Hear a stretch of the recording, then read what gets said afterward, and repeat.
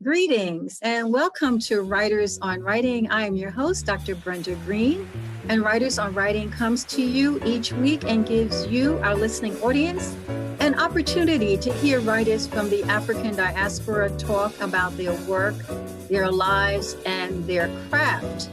I am so pleased to have with me today in virtual space, Tamara Payne. Welcome, Tamara. Hello, Dr. Greene. Thank you for having me. And I want to say that this radio broadcast from Medgar Evers College is paid for by Medgar Evers College. Tamara Payne, congratulations to you and your father, Les Payne, on winning the 2020 National Book of Foundation Award for The Dead Are Rising. A very, very important book. Thank you. You're welcome. Thank you. So before we begin, I would like you to share with our audience who Tamara Payne is, because you have more than just being the daughter of Les Payne and more than just being the person who brought this work into fruition, but you had a life of your own. You were doing some work on your own. So just take a few minutes and tell us a little bit about yourself and what your professional life has been. Thank you for the opportunity. I graduated from Hobart William Smith Colleges in 1988, and I had a real strong interest in writing and journalism, but I also kind of got bitten by the travel bug. I did a study abroad program in China, but after I graduated, I worked at the McNeil-Lehrer NewsHour then. Now I guess it's just the NewsHour. And I worked there for almost a year. And then after that, I had the opportunity to go back to China to teach English. And it was an exciting time in China. I taught in China from 1989 to 91.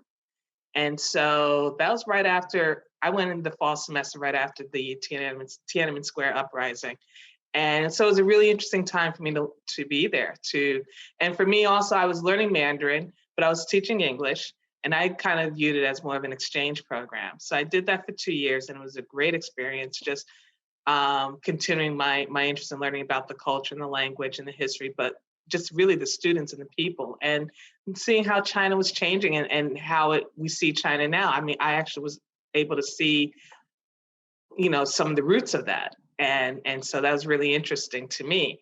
Then when I came back, my father he had interviewed the brothers, Malcolm's brothers, both Filbert and Wilfred, and he was talking about it. I was visiting on one of the holidays, and he had just done it, and he just kept talking about, this interviews that he had that were just so amazing. And I had opportunity to listen to them, and I just, wow, there's a story here. And when I came back, he had gotten his book contract and said that he was going to write a biography and he wanted me to work with him on it. And to me, that was a great opportunity because my father, as you know him, and I don't know how your audience knows him, but he's an incredible journalist. And knowing the stories that he had already worked on already, he had done. He had already won the Pulitzer Prize for his work on the heroin trail. He found Patty Hearst out in the Bay Area in the 70s, and also worked on, correcting the reporting, on the Soweto uprising in 1976 in South Africa. So it was finding out that, those numbers of people who were dying in those uprisings, it was being underreported. And so he's writing, about apartheid as a primer for people to understand what it really is and the horrors of that system, but also showing, that the people that were killed were much higher. The numbers were much higher than was being reported by the other newspapers and media here. So this was major. I mean, and then there's so many other stories he had worked on too, like including his work on Martin Luther King's assassination, and there were so many others. And then when he went on to work as a columnist and an editor, I mean, just being able to pass on the craft, to as many journalists, as well as being an organizer for bringing in Black journalists, young Black people into journalism. So for me, as his daughter, and yes, I'm going back to talking about him, but I have, been able to watch him do this and all of his work, you know, and watching his energies, it impacted me and my brothers. You know, we're watching this affects how we walk through the world, how I even walk through China, but also in college, but in all the jobs that I took, including working on this project with my father. So yes, he's huge in my life, still is, as is my mother. They're both very strong people who I do want to say, both of them saw Malcolm speak while they were college students at different universities, different colleges. My father went to University of Connecticut, and he saw him in 1963. My mom saw Malcolm speak at Howard University, where she was a freshman. And that was that really, you know, where Stokely Carmichael, who we later know as Kwame Ture, he brought Malcolm there against the will of the administration of Howard. And so that was really hot, you know, hot times. And so, you know, me and my brothers are products of these parents, you know, who were influenced by Malcolm, saw him in his heyday at a time when people were discouraging people really to even follow him. And they went mainly because they were curious about who is Malcolm, you know, and so this all influences how I walk through life. And then while working on this book, you know, for me, working on the book, I mean, as I said, I had aspirations for journalism, and I did, you know, I've done some freelance writing over the years, but the idea of working with my dad to watch how he practiced his craft, not even, I mean, journalists is, you don't do journalism in groups. It's not it's a sole activity, and you have to be very disciplined and know how to meet deadlines. Absolutely. But also being focused on how to get the story, where the story is taking you. And just learning these lessons from my father, and I'm learning things from him that I just knew I wasn't going to learn at journalism school. So I had the opportunity to do that, and I took it. Right, that was your opportunity. So just in general, how does this book compare with the autobiography that we had with Malcolm X? Just share with our audience, how do they complement each other?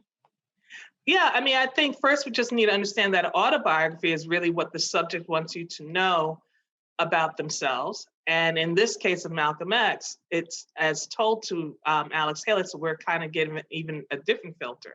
So you have Malcolm filtering the information, but then you also have Alex Haley filtering information, focusing on different things. And also it's important to know that Malcolm's approach to this autobiography in the beginning was to use it as a promotional tool for Elijah Muhammad and his teachings. And then during the course of of writing this, he split. He left the Nation of Islam. And so then it became about he really needed to focus on his own story, which is kind of what Alex Haley wanted to do in the first place. So it was, it was a quick pivot for them. But that's one thing. And then a biography, any biography, is really going to be what others say about the subject. And so, and Dad, being a journalism, he's not, we're not taking the discipline of being scholars or historians, we're journalists. And Dad would often say that journalists write the first draft of history as it's happening. For example, if you look at what's happened the last year with the pandemic, the rise of, well, not even the rise, the continuation of brutality by the police against Black people, and then the rise of Black Lives Matter again throughout this country and the world, and the insurgency and the end of Trump's presidency. All of this that we see, the stories that we're reading and hearing about now, these are the first draft of history. And these events are going to be talked about for generations to come, because this is a pivotal moment in our history that we're living through. So that's kind of where you look at journalists. They're collecting the facts on this. And the facts, and it's more objective. I like the concept of the first draft of history. I think that's important for us to think about and remember. So it becomes, you're not telling one person's story, you're giving the facts as they are appearing. And we have to really fight for that, because unfortunately, the way the media is operating is it's a lot of opinion. Even, newspapers that of old have become very, you're reading a piece and you're reading all this opinion about what it means, but you're like, I just want to know what happened. Yeah. where are the facts in the Right, story? And it's right, buried under the lead. It's buried right. way in the story, deep So, in the story. right. So But that's what was, different. right. That's So different. just share with us what your, briefly, what your process was in writing this, because you came to this later on in the process. I mean, well, when I say that, I know that you decided to work with him.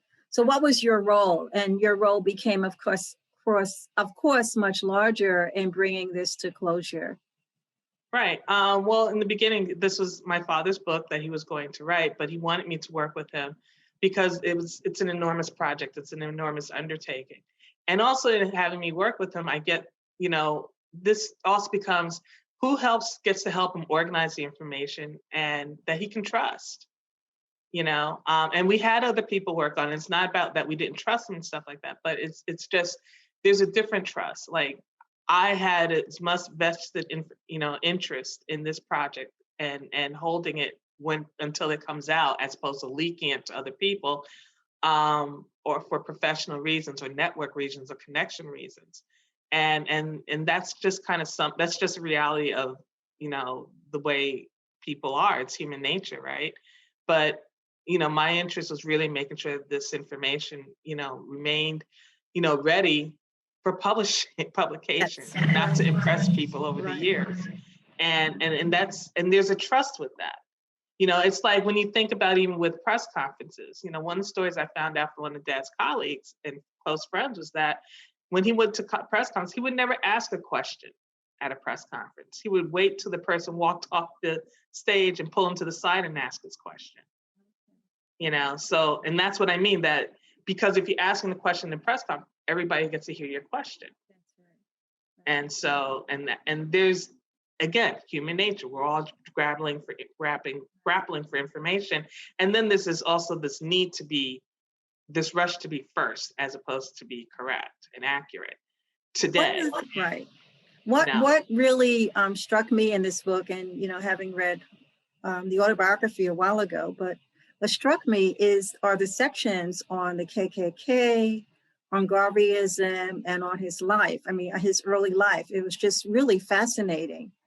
And just to kind of get back to, I know I'm long-winded and I apologize, but it's you're a writer. it's a lot of information. But my role was to help him in the beginning, and that meant going through documents in libraries and doing research, but also helping him prepare for interviews and watching his process and being for that process. And also I did some of the interviews myself, but also transcribing these interviews and collecting that information. And talked about this book and what this book was going to be and how it was changing. And he made one path, and he says, I've been thinking about this. I'm finding it's taking me down a different path, and now I'm going to go to this other place. And so this is journalism, we're not trying to stick to, it's a different technique. Because what I would say about what I think historians is like, they already know the outcome of an event. So they just kind of want to talk about the process that lead up to that outcome of the event. But what a journalist is just saying what really happened. And that means that you kind of look for other people who are on the scene, and what you might find is that people who are necessarily considered just peripheral people, they may have key information because they saw something or heard something that main characters who we thought were main characters may not have been aware of. And that's part of the search of journalism, and getting that from sourced material, meaning your sources.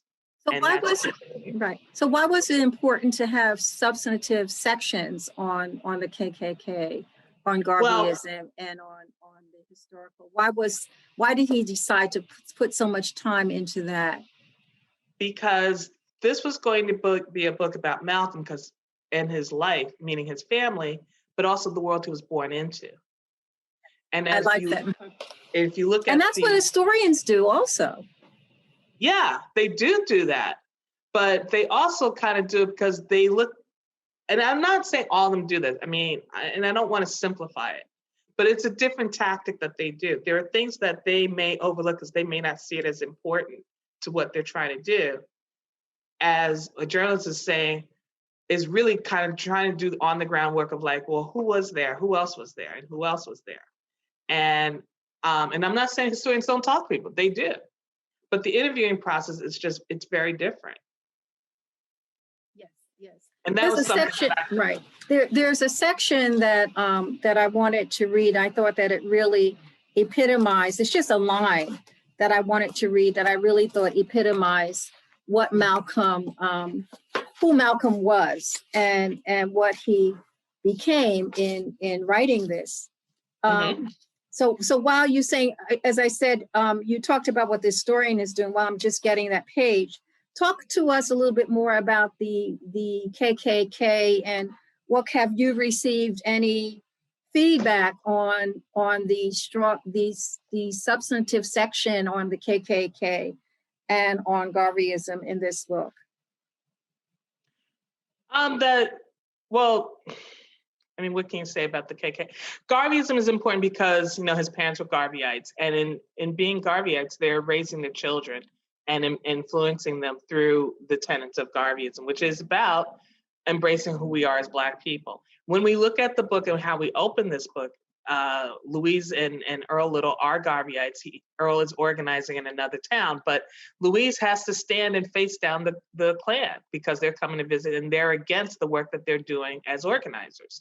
So the KKK is standing up as white supremacists, standing against Black organization, to standing up to that power, right? To their power and confronting it and challenging it and riling up people. And so, riling up Black people. They want Black people to just be subservient and to just obey and accept the status quo of Jim Crow laws and their lower subordinate roles in American society in white supremacy. And Garveyism is not about that. It's about Black people should thrive. We're human beings. We have a culture. We have a history. We have a connection, not just in this country, but throughout the world. And we should embrace that, embrace who we are, and be proud of that.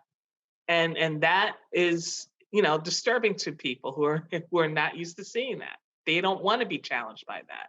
And so there's a conflict, there's a confrontation. The first confrontation we see is in the opening of the book when the local Klan members of the local Klan chapter in Omaha, Nebraska, ride onto their doorstep and threaten the Little family and threaten them and say that you need to move out of town. Well, I think it was interesting how you also provide the context of how, of course, Garvey responded to it and how Elijah Muhammad responded to it. And I thought that was really interesting. I had not seen it put that way so clearly. So that was a learning experience. There are a lot of learning curves here in the book. Yeah, and that I thought what was interesting too is learning how Garveyism it influenced even Elijah Muhammad and the Nation of Islam, and but it's also so obvious too, right?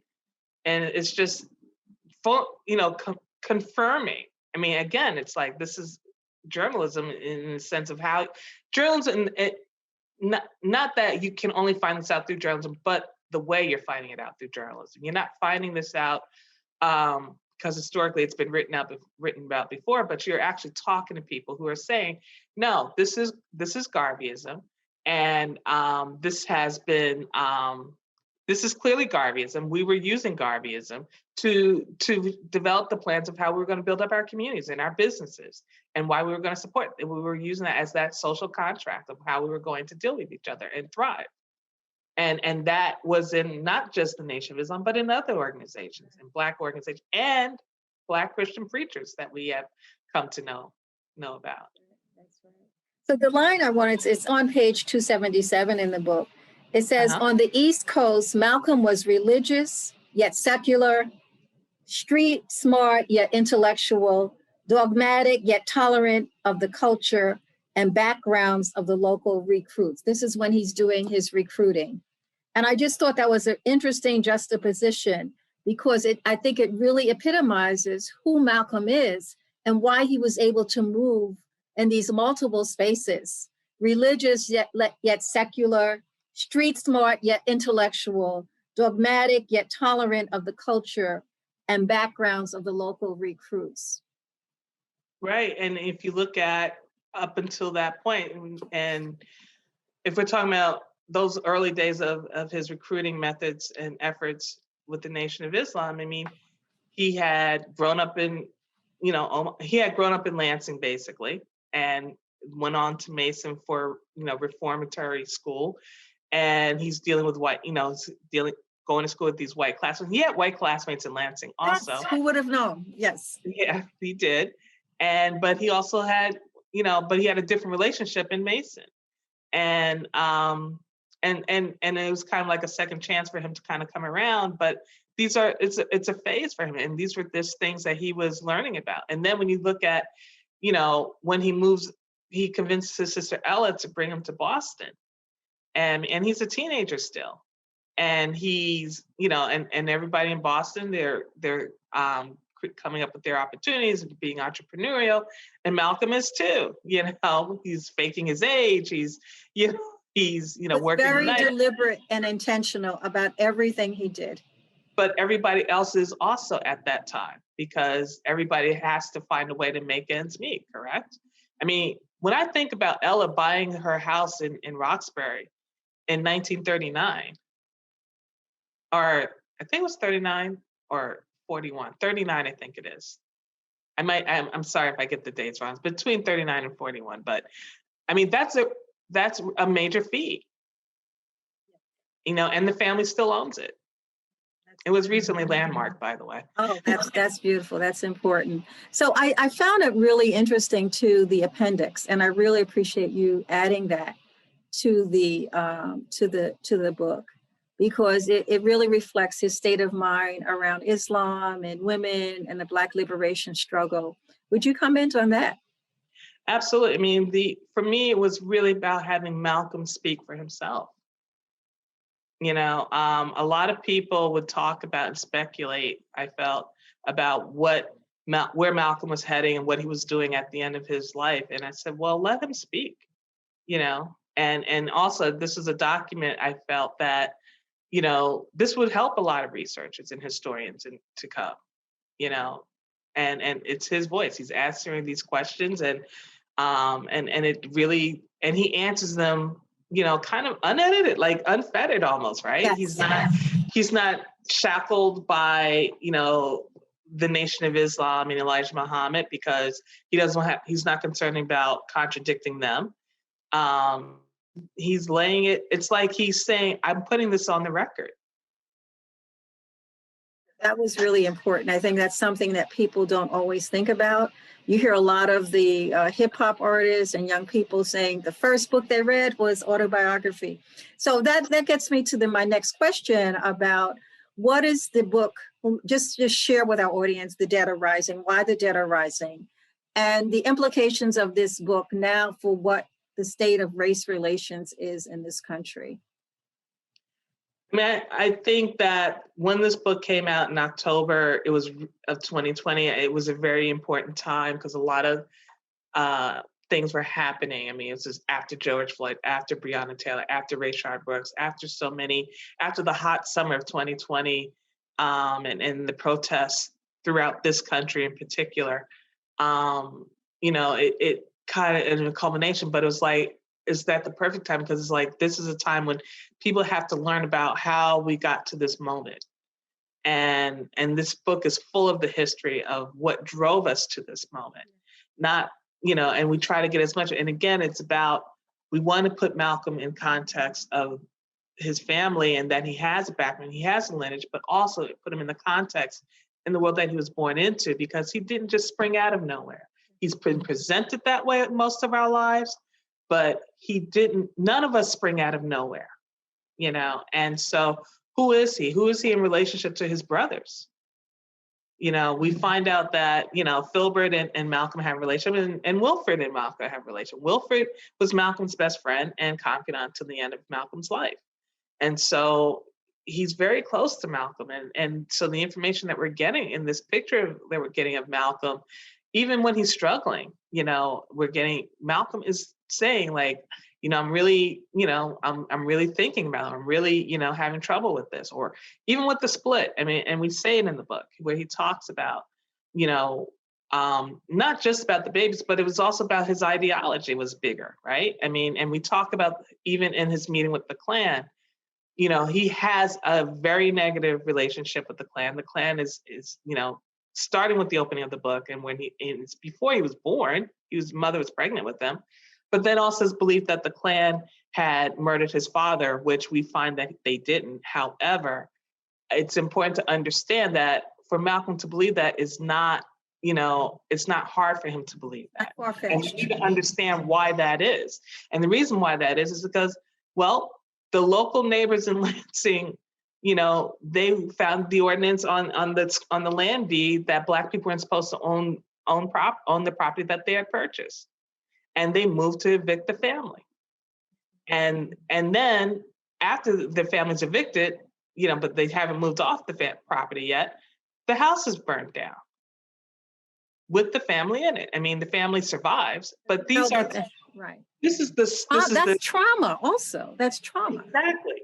So to make the assumption, then you have, you know, people who are saying, yeah, the Black Legion was part of that, you know, without any real background or real, you know, investigation into whether that actually did happen. But the thing is that, yes, people were saying, and that was talk, but also what talk was where people were saying, he was on the streetcar, Earl was on the streetcar, he forgot his coat and he slipped under the tracks, and people witnessed it. And that goes back to what you were saying about what the journalist does and the investigative journalism. You know, we're at a close, and I just would like you, if you could wrap up by, do you know what does the future hold for you and for any more work with the book, the project or the book? I mean, I'm still so focused on, I mean, there's so much information in this book, and I really want to help with, I mean, and be part of just people having this conversation and about this, you know, the information and unpacking this, particularly, you know, with the younger people. It's really important that we look at this, and people should feel free to, you know, reach out and if they have questions and comments. I have a website called thedeadarising.com. And just quickly, the title of the book comes from Malcolm's work. He was doing his work in Hartford, Connecticut, which is also where my father grew up from age 12 on to adulthood. And Malcolm was recruiting, and he was writing correspondence back to Elijah Muhammad about his efforts there. And the other thing is to understand that there is a strong, I mean, Blacks in Hartford, Connecticut were Martin Luther King people, and they were very strong Christians. So Malcolm coming through there with, you know, preaching, you know, this Muslim identity, this Muslim religion, you know, and the teachings of Elijah Muhammad, you know, it didn't set right with them. However, you know, they did have a group that invited him there. And in writing back to Elijah Muhammad, he was talking about his efforts, and he said, look, we're having, you know, obstacles, but we are making headway there, and the dead there are rising. He writes to Elijah Muhammad, and that also becomes a metaphor, you know, just, you know, about what they're doing, meaning the dead was the people who are not yet members of the Nation of Islam. People would call them the dead. And once they became members, they were members. But the thing is, it was kind of considered your rising, you're accepting the true self as a Black person through the teachings of Elijah Muhammad. But it also becomes a metaphor of coming into consciousness and transformation of accepting the truth, accepting knowledge. And I argue, you know, when we talk about speaking truth to power, but how information is powerful, information is also healing. And my view is that this book and the information, it's providing people with pieces of information and history that has been missing, and from our education system, and even in our self-discovery and self-journeys of looking for information. We may not know where to look. Here we're giving a context for all of this. And so definitely a guide for where people can look for even more information about Garvey, about Du Bois, about the nation, you know, NAACP and those fights, but also about what really, you know, the differences and similarities between Martin Luther King and Malcolm X and Elijah Muhammad and that fight, and where that and how that brings us to this point. It's all important to understand how we got here and to learn from those mistakes so we don't repeat them. We'll make new mistakes, but let's not repeat those mistakes. But we can't stop from repeating mistakes if we don't know what they are. What a wonderful way to close this. Thank you so much, Tamara Payne. I've been talking with Tamara Payne, the co-author of The Dead Are Rising, Tamara Payne and Les Payne, the story of Malcolm X. I want to congratulate you again for your award, and we really appreciate the work you've put into this book. You have been listening to Writers on Writing with your host, Dr. Brenda Greene, and I encourage you to go out and purchase The Dead Are Rising. It is full of so much information, and it's going to take several reads and rereading. And I want to remind you that this radio show is paid for by Medgar Evers College, and it is hosted by Dr. Brenda Greene from Medgar Evers College. Thank you again, Tamara. Thank you.